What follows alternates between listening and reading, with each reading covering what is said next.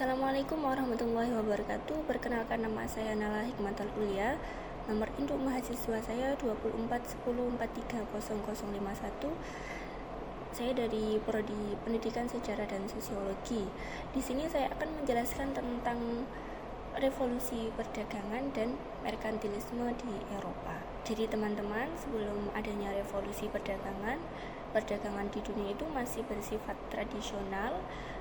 Dia masih terbatas secara geografis dan belum terorganisasi secara global, karena pada saat itu belum ada kemajuan teknologi dan transportasinya masih sangat terbatas. Kemudian pada abad 15 sampai abad 17 terjadi revolusi perdagangan. Nah, sebelum kita membahas lebih lanjut tentang revolusi perdagangan, apakah teman-teman sudah tahu apa arti dari revolusi perdagangan? Nah, revolusi perdagangan terdiri dari dua kata, revolusi dan perdagangan.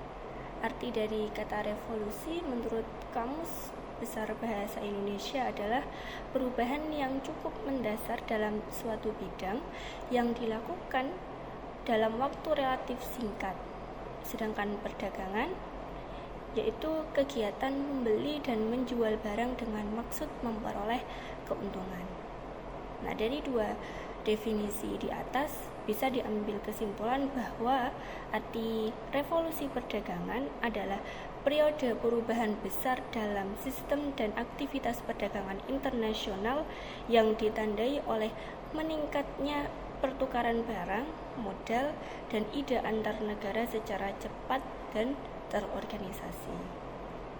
Nah, ada beberapa kejadian yang melatar belakangi terjadinya revolusi perdagangan pada abad 15 sampai 17, teman-teman. Yang pertama ada karena runtuhnya Konstantinopel. Jadi ketika Konstantinopel dikalahkan oleh pasukan Ottoman itu menutup jalur dagang laut antara Eropa dan Asia, yang kemudian membuat Eropa terpaksa mencari jalur laut baru.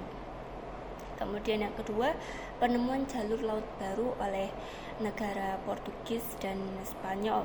Contohnya penemuan jalur ke India oleh Vasco da Gama pada tahun 1498. Dan yang kedua ada penemuan benua Amerika oleh Christopher Columbus. Yang terakhir, Ferdinand Magellan melakukan pelayaran mengelilingi dunia. Jadi Ferdinand Magellan itu orang pertama kali yang berlayar mengelilingi dunia, teman-teman. Yang ketiga ada karena kemajuan teknologi dan navigasi. Jadi mulai ditemukan kompas, kapal karavel, dan peta laut yang membuat pelayaran itu semakin efisien dan aman. Kemudian yang keempat ada perkembangan sistem keuangan. Contohnya di negara Venesia dan negara Belanda, negara Amsterdam, mulai muncul sistem bank, sistem kredit, dan asuransi dagang.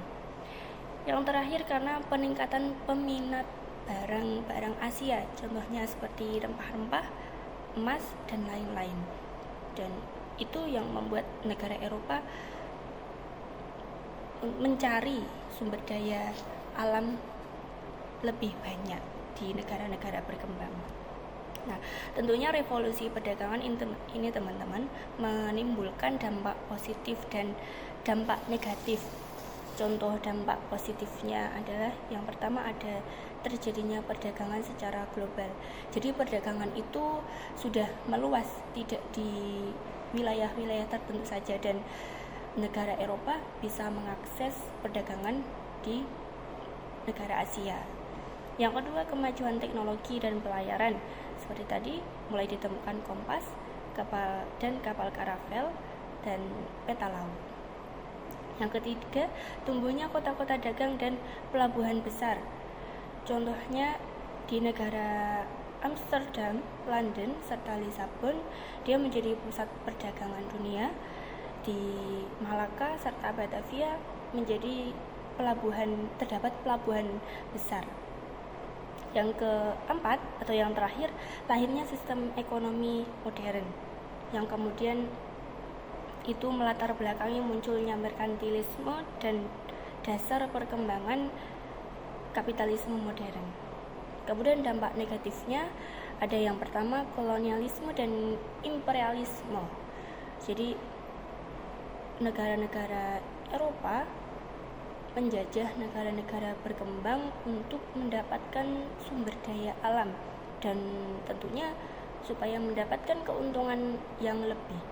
Karena ketika terjadi kolonialisme, tentunya sumber daya tersebut yang diambil dari negara berkembang itu tidak dihargai dengan semestinya. Yang kedua, eksploitasi sumber daya dan tenaga kerja. Seperti yang pertama tadi, negara Eropa menjajah negara berkembang, diambil sumber dayanya tapi tidak dihargai dengan semestinya. Sama dengan manusianya atau tenaga kerjanya, mereka dipaksa untuk bekerja tapi tidak diberikan upah yang secukupnya atau sepantasnya gitu. Yang ketiga ada perang dagang dan konflik, contohnya perang dagang antara Inggris dan Spanyol. Yang keempat, ketimpangan ekonomi global. Jadi ekonominya negara Eropa itu semakin makmur atau semakin maju, tapi ekonomi negara berkembang itu semakin merosot karena dia dijajah. Yang terakhir, hancurnya ekonomi global di wilayah kolonial. Jadi ekonominya negara-negara berkembang itu hancur karena itu mereka tidak bisa mendapatkan upah yang semestinya.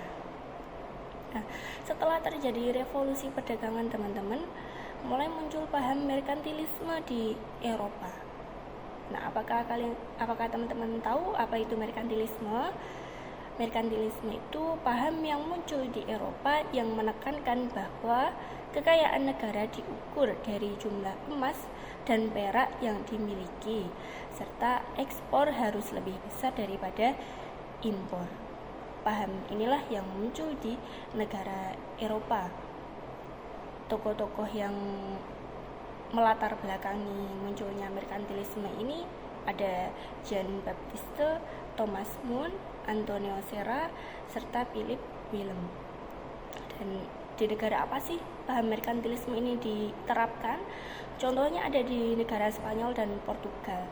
Negara Spanyol dan Portugal itu mereka menjajah Amerika Latin untuk mendapatkan emas dan peraknya, karena sesuai dengan prinsipnya merkantilisme ini teman-teman, bahwa kekayaan negara itu diukur dari jumlah emas dan peraknya.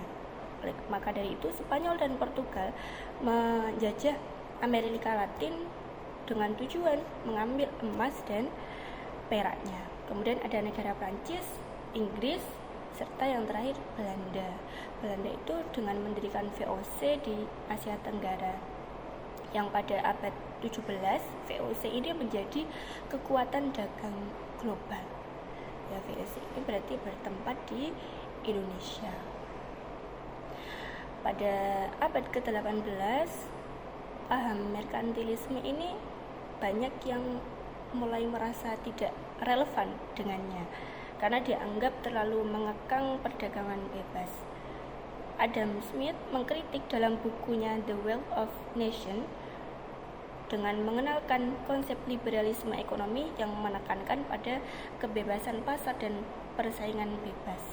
Nah, kejadian itu menandai peralihan merkantilisme ke kapitalisme modern yang berkembang pesat pada revolusi industri. Sekian penjelasan dari saya teman-teman. Kalau ada salah saya mohon maaf. Wassalamualaikum warahmatullahi wabarakatuh.